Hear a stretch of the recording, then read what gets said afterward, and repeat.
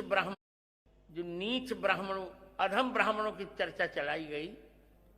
हमारे यहाँ कुछ ब्राह्मण सरयू पारणों में जो नीच ब्राह्मणों अधम ब्राह्मणों की चर्चा चलाई गई। हमारे यहाँ कुछ ब्राह्मण सरयू पारणों में अच्छे नहीं माने, उनके यहाँ ऊंचे कुल के लोग अपनी बेटी नहीं देते।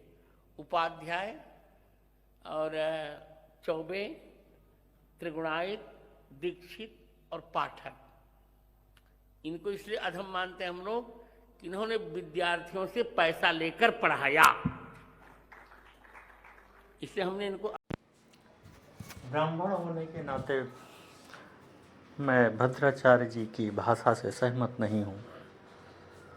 किसी को नीच अधम कहना ये हमारा अधिकार नहीं है। बिना जाने बिना समझे सभी प्राणी एक हैं। और मैं इसलिए नहीं कह रहा हूँ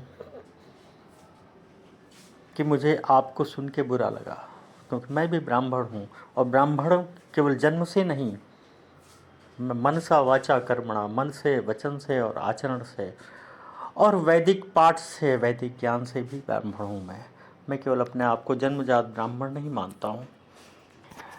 लेकिन आप चूँकि जगत गुरु हैं तो आपकी भाषा ऐसी होनी चाहिए जो सर्व स्वीकार्य हो, क्योंकि आप जगत के गुरु हैं।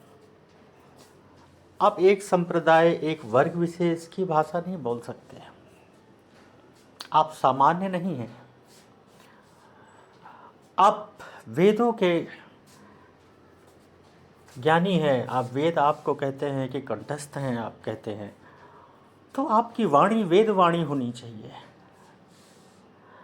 लेकिन आपकी भाषा, नाम भी आपका भद्राचार्य है, लेकिन भाषा आपकी अभद्र है, जो कि अच्छा नहीं है।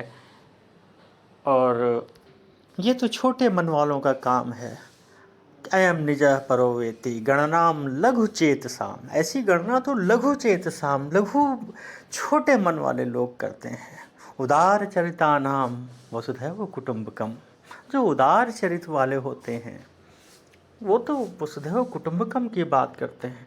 हमारे यहाँ प्राणी मात्र की बात कही गई है। हमारे यहाँ केवल मानव की ही बात नहीं गई, प्राणी मात्र की बात कही गई सनातन धर्म में। ऐसा हमारा सनातन धर्म है। हमारा सनातन धर्म कहीं किसी धर्म में विभाजित नहीं है, किसी संप्रदाय में विभाजित नहीं है।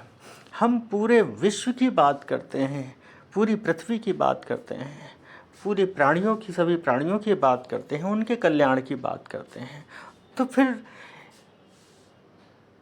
किसको आप अधम कहेंगे, किसको नीच कहेंगे?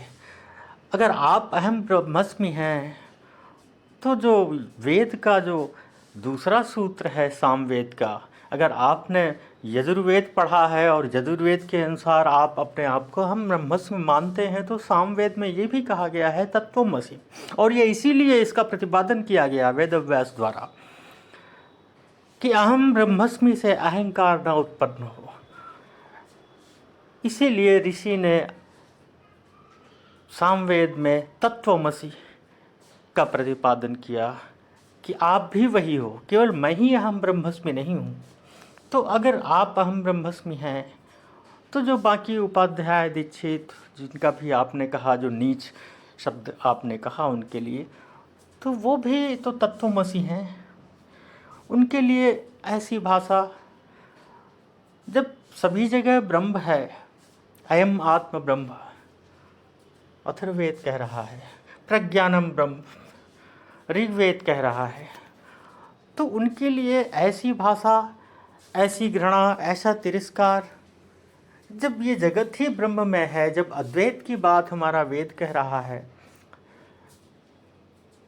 तब आप ऐसी भाषा किसी के लिए इस्तेमाल कैसे कर सकते हैं?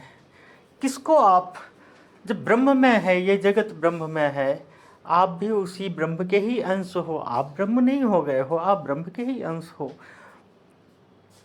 तो फिर किसको आप, किससे घृणा कर रहे हैं? किसको आप नीच कह रहे हैं? कौन नीच रह जाता है?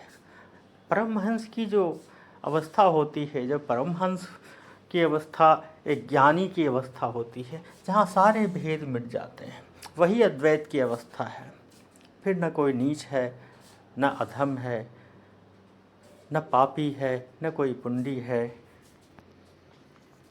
एक ज्ञानी की तो अवस्था है, न में द्वेष रागो न में लोभ मोहो, मदे नैव में नयो मात्सर्य भाव। शंकराचार्य का भाष्य है। फिर किस चीज़ का, किस बात का अभिमान, किस बात का गुस्सा, किस बात का की घृणा। संत का हृदय तो कोमल हृदय होता है, करुणा से भरा होता है। आप तो रामायण के भी उपासक हैं, और तुलसीदास ने कहा है संत हृदय नवनीत समाना। संत का हृदय तो मक्खन की तरह कोमल होता है। लेकिन मैं समझ सकता हूँ, ऐसा होता है। प्रभुता पाई काहि मद नाही, को वस जन्मा है जग माही। ये भी तुलसीदास ने कहा है। वो शायद आपके लिए भी कहा हो, क्योंकि जब प्रभुता होती है, जब प्रभुता मिलती है, जब सिंहासन मिलता है, गद्दी मिलती है, तो रावण जैसा ज्ञानी भी अभिमानी हो जाता है। तो ज्ञान, वही बात है कि ज्ञान पुस्तकों में, शास्त्रों में नहीं है। जब तक वो ज्ञान स्वयं में अवतरित न हो और स्वयं का बोध न हो, तब तक वो ज्ञान ज्ञान नहीं है। आपसे विनती है कि कृपया सनातन का गलत संदेश प्रचारित न करें। आप ऐसी जगह बैठे हैं जहाँ से आपको लाखों लोग सुनते हैं, उसमें हजारों लोग मानते भी होंगे। मैं ये नहीं कहता हूँ कि जो सुनते हैं वो सभी मानते हैं।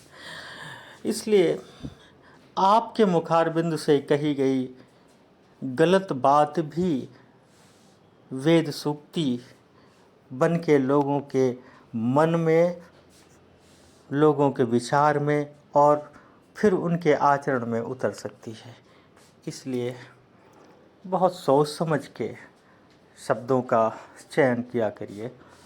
और बाकी तो मैं आपको कोई ज्ञान नहीं दे सकता हूँ, न आपको कुछ कह सकता हूँ, और कोई भी किसी को ज्ञान नहीं दे सकता है।